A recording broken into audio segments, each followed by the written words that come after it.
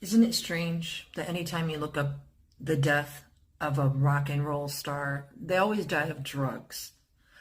There's a reason for that. It's called psychopharmacology. And if you're not familiar with that, most people, you know about pharmacology. You go to the corporate trap houses and you get your medication. Psychopharmacology has to do with controlling the brain. They experiment more with things like LSD and ketamine and psilocybin and DMT, all kinds of things. Now, when I was in the afterlife and I met Prince Rogers Nelson, he told me about the trappings, if you will, that were going on at Paisley Park. And you know what? Not only are these experiments going on at Paisley Park, they've been going on with all of us for a very long time. It's MK Ultra, it's D1X, it's psychopharmacology, it's why Andrew Kornfeld brought bupropion. Did you know that thebaine is a combination of bupropion and Percocet? Both of those drugs were on Paisley Park on April 21st during the investigation, but it's not for the reasons that you think. Thebaine is referred to as the Jonestown cocktail. It's what Whitney Houston and her daughter took. Countless others. They can say what they want. There's a reason the industry uses all these terms. It's demo. You got a demo tape. If you add a small N, you got the word demon. You got hits. You got tracks. You got put the needle on the record. The whole thing stinks. I've been researching the investigation for 5 years now. I've been researching Prince Rogers Nelson music for 41 years. This is like a teaspoon out of the ocean. But you know what? There's something really important you need to know. It's not just me saying this. I can back up everything I'm saying, and I'm going to. What's important to know is that because no one was charged with a crime in the death investigation, all of the information was supposed to be public knowledge. When he filed the Freedom of Information Act request, it came back with 97 pages missing and a number of exemptions. But the fact that they called it a presidential request, now I know it's hard to see, but the explanation for the 97 pages missing that came back, it says specifically authorized under criteria established by an executive order to be kept secret in the interest of national security or foreign policy. And then it goes on to list a bunch of different other reasons. So what we're talking about is a pretty big secret because only the president, which would have been Obama at that time, can issue an executive order to keep this paperwork confidential. However, I'm coming with 41 years worth of man, I was brainwashed with the music, the lyrics, the live concerts. The thing is, not only did I meet Prince during my clinical death, which was July 20th, 2010, he tells me things still as the creator, not as Prince. It's not like that. I've said on all of my videos, he is the creator, and our world has been skewed as to what a creator is. He also told me of the depth of the darkness at Paisley Park, and it's a Nazi KKK white supremacy plan from the beginning of time based on races. And the race we're talking about here is the Merovingian race, the 13th Illuminati bloodline, the ones that consider themselves royalty. But before we get there, I want to stick to the pharmacology at Paisley Park. Did you know that the bigger the cover, the darker the secret behind it? Paisley Park was known to be squeaky clean, just like Disneyland, just squeaky clean. No alcohol, no drugs, not for the 40-year reign, nothing. Why is that?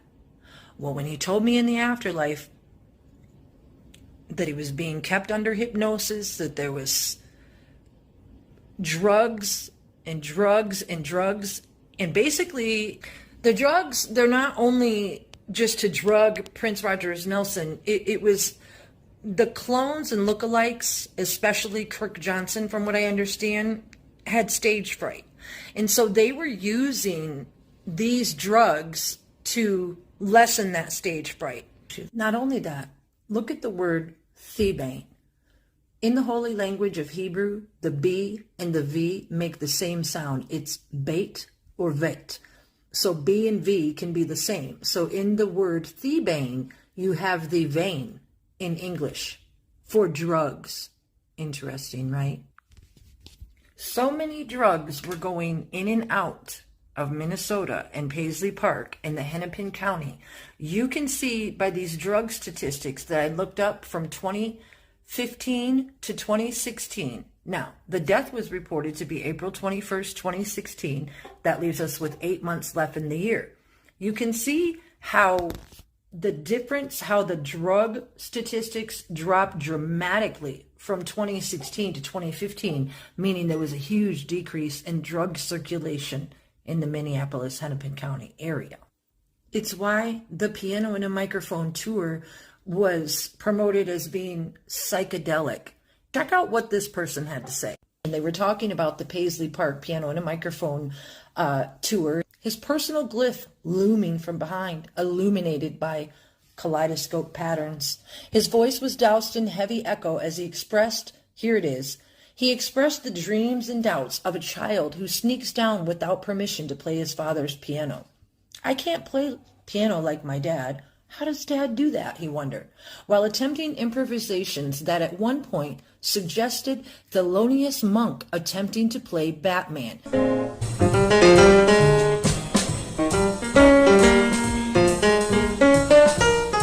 It's not even close to being the same. I made it to 5 concerts and I saw Prince Rogers Nelson perform live. Like I said, I've listened for 41 years, and when you're looking at and listening to something that is not that, you're going to know. And not only that, look at who they're trying to pass off as Prince Rogers Nelson. No. I've told you about clones and lookalikes before. This one in particular, I believe, is Natalia Phillips. I'm not going to get extremely in-depth right now because she's only one of them. Many people were playing Prince Rogers Nelson, Prince, because there is no Prince. What do I mean? All it takes is one listen to what Judith Hill said when the people boarded the plane. I'm going to take you there, and then I'm going to come back here and explain to you why they're using clones and lookalikes who need drugs to curb their stage fright. Check this out. To fully understand what I mean when I said there's no Prince, please understand that when he showed himself to me in the afterlife, he showed himself to me in different aspects. The Prince man was kind of holographic. I saw him as a machine man, kind of like an alien-esque man, what we would consider alien. And I also saw him in a future or past, I'm not sure, to where he was going to be or was supposed to be or was hooked up to some kind of machine where his intellectual property and his psyche, if you've ever seen the movie Transcendence with Johnny Depp, it's like that. So I've used that as an example before. So when I say that there's no Prince, the clones and lookalikes were needed. You have to understand that the show must go on, and people were performing as Prince, and it's why they called it during the hit and run tours the $1 Million Show. It's why the tickets would go on sale 6 hours, 12 hours, 24 hours before the concert, and then possibly get canceled because the people playing Prince couldn't always have the doctors and the psychopharmacology and things that they needed. So during the dual landings in Moline, the media widely reports that when the EMTs got to the ambulance, that the ambulance stairs were down, and that someone they report is Kirk Johnson was carrying Prince out of the airplane like a baby. When you read Judith Hill's testimony, she says quite the opposite. She says that it took forever for them to land, and when they finally did land, some people got onto the plane and they were moving much too slow in her opinion. And when they finally got on, everyone just kind of grabbed an arm and a leg and carried Prince off the plane. This report from the Moline Fire Department is in stark contrast to what Judith Hill said about everybody picking up an arm and a leg. This report says that at 1:26, when they arrived, the patient was being carried out of the plane by a man later believed to be Kirk Johnson. You can see Kirk Johnson here on the bottom, very small, 5'4". That's Janelle Monáe in front of him. She's 5'2". So it would be unlikely that he would be carrying Prince out of the plane. That was most likely Renville Wellington, the mysterious Canadian bodyguard, or Julius, who is Sean Powell, Kirk's cousin. One of those fake princes was played by Kirk Johnson. He's the right size, he has music experience, he's physically fit.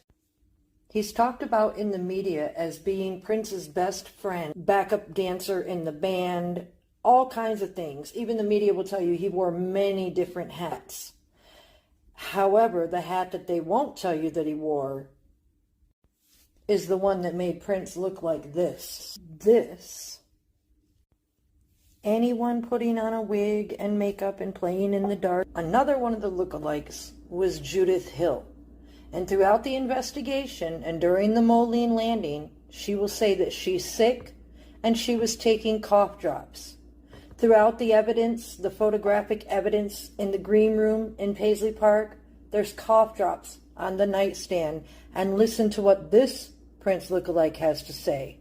Once again, I'd like to apologize for the cancellation. I saw Prince 5 times in concert and never heard singing this bad.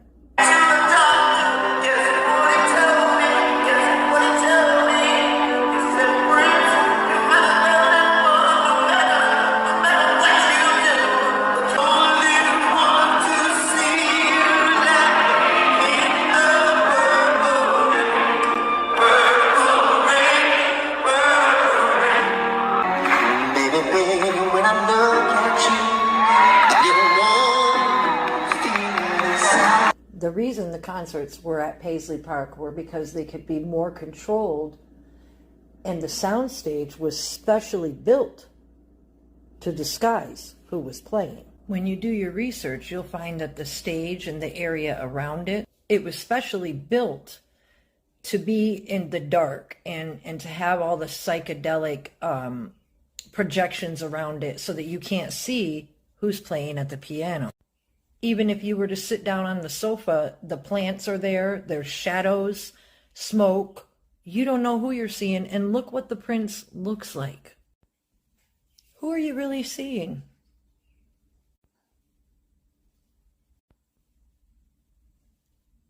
A big afro wig, a skinny body, some clothes with no pockets. Julia Ramadan was another look-alike. She's the one. During the investigation, they promote that she is Prince's assistant and that she set up his email for him. Coincidentally, that email has the initials JR. JR is also Jewel Roberts. She's the wife to Ray Roberts. They're the chefs from People's Organic at Paisley Park.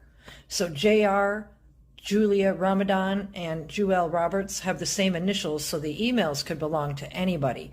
Definitely not Prince Rogers Nelson. Let me tell you why Kirk Anthony Johnson is the main culprit as far as I'm concerned. This is him in 2015 in California with his daughter. And there at the bottom he says, "Ooh, look, Lulu." Then when you look further down, you can see that Ku Klux Klan presents us with Lulu right in the middle. Lulu, or Lucifer, is code for Luciferian. Think about it. Lucy, Ferian. Lucy and fear. And he says, "Oh, look, Lulu." Kirk Anthony Johnson is showing his allegiance. So he is my number one suspect. Before I can go on talking about Kirk being the main culprit, we need to talk about his music company, Kirk Anthony Johnson, or KAJ Productions. I've touched lightly on this before. The symbol is not just a combination of male and female. No, it's much more than that. These are letters. You can see the letters J, H, V is in the point at the bottom. And now in Hebrew, the J can be pronounced as a Y. The H is the Hey, so it's Yud, Hey, Vav with the V, and then Hey again. And those are the letters that make up the ineffable name of God in Hebrew, and those are the letters that we are not supposed to combine, nor are we supposed to speak the name, yet the Kingdom Hall does it notoriously every day. Now, what that has to do with Kirk Anthony Johnson are the initials K-A-J. Because in the Hebrew language, instead of saying Yud and Hey and then Vav and then Hey again, the Hebrew people will say Yud, K, and Vav and K, so that we're not pronouncing the name of the Creator. So by Kirk Anthony Johnson using the K-A-J, you still have the same letters, and he is therefore trying to call himself. Well, what we found is throughout the world, if you hold this up and show it to people what they think of, they will say Prince. So you obviously made it famous. Yeah, I think so, yeah. Can you tell us what it signifies? Me.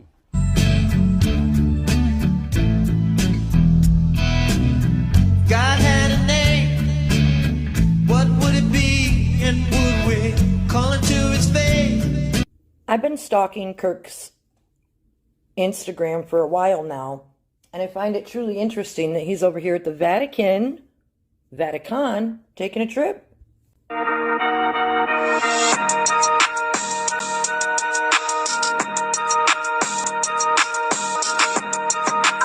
Way to show your allegiance. He thinks he's pretty fancy. Why? Because I love it. He never uses his own voice on any of his videos. And I'll tell you another thing. What you want to talk about? Nigga, I want to talk about the plan you've been working on. I want to talk about the plan too. It's the Nazi plan I'm always talking about, and he's a part of it. He was in on the pharmacology cover-up with Andrew Kornfeld. Here, you see, he likes to wear wigs. Big, fat afro wig, just like the one I was talking about earlier. And this is his daughter, Michaela. She also was likely playing one of the Prince lookalikes. Her initials are MK, and when she tried out for the Timberwolves of Minnesota, she wore a 314 on her name badge for the 314 Pi. You can see they both know how to dance, move, perform, all lookalikes. Here's that name badge, 314 equals Pi. Michaela, she was working at Paisley Park. Julia Ramadan and some of the other girls were talking about how she was brought on to work with Theo London. So what's interesting is when you get down here to the bottom, this is April 9th, 2015. This was during the Piano and a Microphone tour, and you can see how he's holding up a name badge like he has backstage access, but it's actually him. He's getting funky with that new crew, and guess what? It's him that's hanging out with Larry Graham and Janelle Monáe, because I believe she was playing lookalike too. She's just the right size. Plus, she's in the phone calls on the 20th. Now, notice that this one where he says he's getting funky with the new crew is November 19th, 2015, and then you go up here to July 4th, 2016. So everything that happened between that time up to April 21st has been deleted. Do you wonder why? Again, he's showing his allegiance to the KKK by saying, ooh, look, Lulu. Here, he's advertising his big private Judith Hill show. And here's one that says he played in the White House, he met the family, and if you look closely, live by the bomb, die by the bomb. And over here to the far right, you got him wearing Prince's coat from the video Betcha by Golly Wow.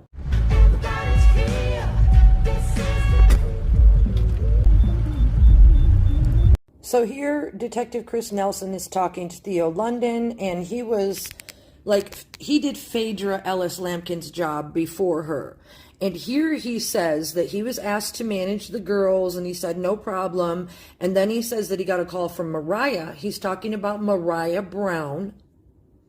Told me to manage the girls. So I got a call from Mariah. I think it was Mariah who called me. No, it was Michaela. Michaela called me and said, Prince wants you to come to Minneapolis. Then he goes on to say that when Michaela called, she had a list of things that he was supposed to do. So that, I believe, is Kirk's daughter, Michaela, even though they never mention a last name. So what happened is Mariah was an assistant, and he became frustrated with Mariah. So he told me to tell Mariah to find someone who can help her. The plan was, because I'd seen that picture before, whoever that person was, he would, have them to come in, and then he would get rid of the person who, brought that person in, which happened to be Mariah at that time. You do understand he's not talking about personal assistants.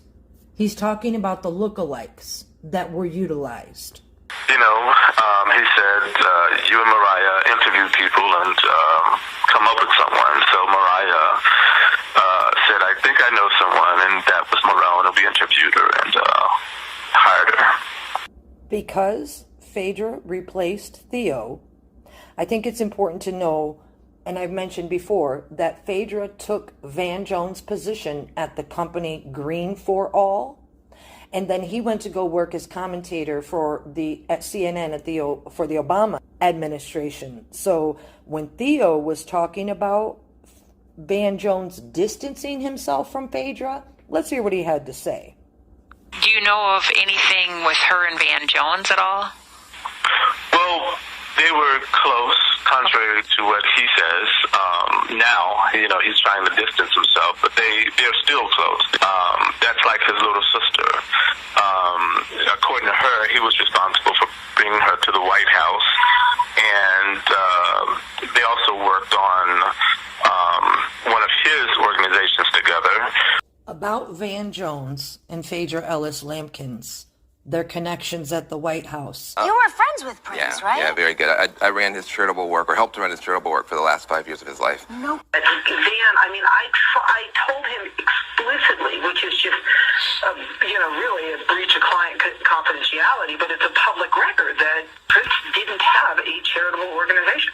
And all of these people just came out of nowhere, Van and Phaedra and Diana, and they were, really wanting to raise money for these charities, but I would ask all the questions like, what's the money going to be used for? What's 501c3 status? And it just was always a little vague for me. And his own charity was disqualified. So I started doing some research into his own charity, and I saw that it had lost its 501c3 status. And he said, he just gave me this look like, you're insignificant, nobody cares about you, or are you going to bless this and give us some money?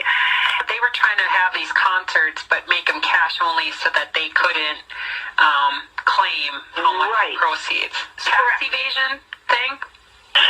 So anything that they would do to advertise that would just be wrong. And if Van had these charitable organizations in the past, certainly he would be familiar with the idea of an organization being tax exempt and having 501c3 status. I explained to Krenz, I explained to Rhonda, and I explained to Van, and I explained to Phaedra explicitly. And by the way, I had no idea how Van knew anything about music and where he even came from. What are you guys dealing with today? Just guilt? It's all of these people. They're all involved because the show must go on. And I wanted to bring you back to Kirk Johnson because he's the one that the media reports picked up Andrew Kornfeld the morning of April 21st. What they don't tell you is what happened the evening of April 20th or anything before that. So this is going to be in parts. I want to talk about how Andrew Kornfeld was living, I believe, at Paisley Park prior to taking a red-eye flight out to Paisley Park. And then also how the bodyguard, Chris Gaither and Theo London talked about a regular Minneapolis doctor that he used. And when they were talking about him, they were talking about Kirk Johnson. Because Dr. Schulenberg was Kirk Johnson's doctor, allegedly, for the last 16 years. And I believe it's Theo or Chris that says that they were using a doctor from Minnesota to come out to concerts, but that it wasn't that doctor that was coming to Paisley Park that morning, and that's Andrew Kornfeld. So Kirk Johnson and Andrew Kornfeld, if you listen closely to what they did prior to what the media announces on April 21st, then we get to the bottom of this, and that's where I'm going to start part 2. So please listen. See you soon.